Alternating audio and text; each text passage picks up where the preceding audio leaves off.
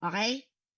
So, ang isa-submit niyo po sa akin ay yung layout nito at yung rubric ninyo. Yung ibig sabihin ng rubric, yung scoring sheet ninyo na gagamitin.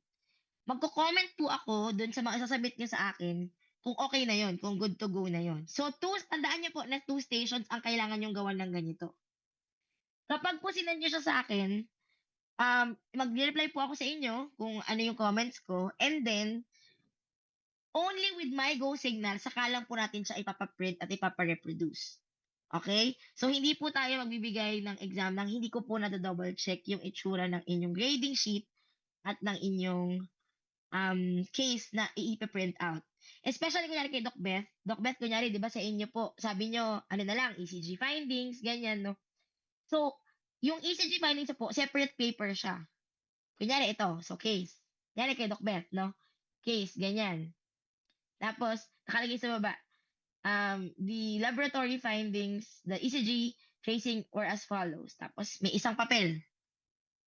Pag, pag yung isang papel, nandun yung ECG findings niya. Tapos, ibang papel pa po yung question na ganito. Okay? Ngayon,